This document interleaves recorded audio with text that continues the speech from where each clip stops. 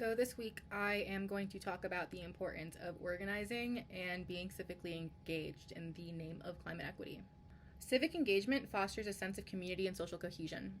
So when you participate in an activity, it develops a sense of belonging, connection to neighbors in your broader community, and it could lead to a more tight-knit society. It empowers community members to have a say in decisions that affect their lives. It provides a platform for individuals to voice their concerns, influence public policies, and advocate for change. Engaged communities are more likely to address local issues and challenges effectively. Residents who are actively involved in civic life are more likely to work together to improve schools, parks, public spaces, and infrastructure, and it can lead to a better quality of life for all community members.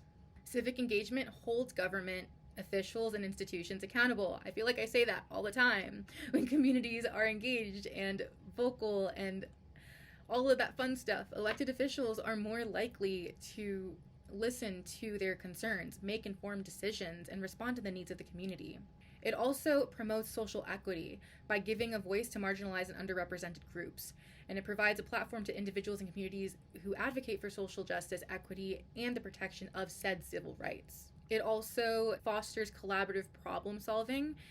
Civic engagement among young people helps develop responsible, informed citizens at a young age, and it teaches the value of participation and critical thinking and social responsibility.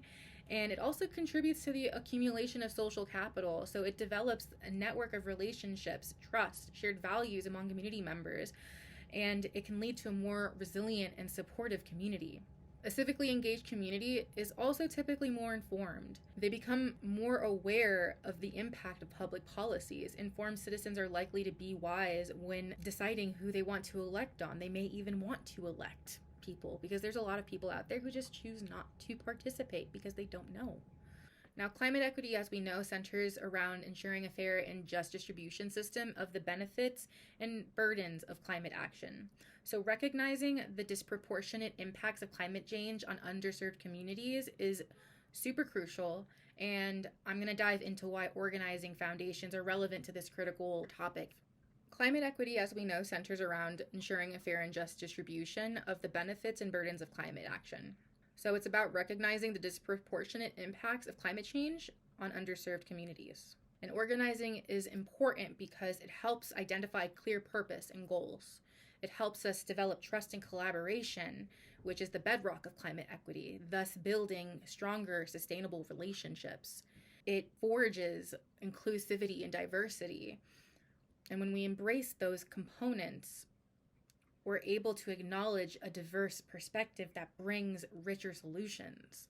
Empowering leaders within affected communities amplify voices of climate policy discussions, ensuring unique needs are heard and addressed. So it's evident that a well thought out strategy is important for advocating policies, but mobilizing for action and organizing climate equity means galvanizing communities to demand equitable solutions like clean energy, urban gardens, climate resilience, and protection from environmental harm. Raising awareness about unequal impacts of climate change and advocating for equitable policies lie at the heart of organizing. In the digital age, leveraging technology amplifies the voices of marginalized communities, driving real change. And let me not get into tech equity, because that in itself, overall, it builds the community, it encourages adaptability and agility, and it also helps us evaluate and learn, regularly assessing our efforts, ensuring that we refine our strategies to stay on target. It also makes sure that we adhere to ethical principles and advocating for just, equitable climate policies as moral compasses. It also makes us consider legal and ethical implications, and it also ensures that we join with other organizations and movements to strengthen our collective effort and address climate change's disproportionate impact on vulnerable communities. A great example of organizing for climate equity and your local community is Friends of the Underline.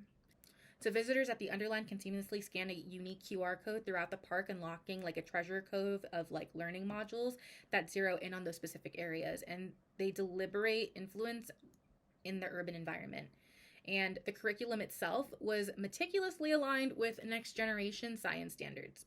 Even those who are just joining in on this virtually can access the invaluable curriculum by visiting theunderline.org. The hope is that through real world experiences and access to such knowledge, the community will be empowered to share the wisdom, embed sustainable practices into their daily routines, and inspire others to actively engage. Friends of the Underline is etching a lasting impact on the city and the planet. Shout out. So thanks for tuning in. I hope you have a good one, guys.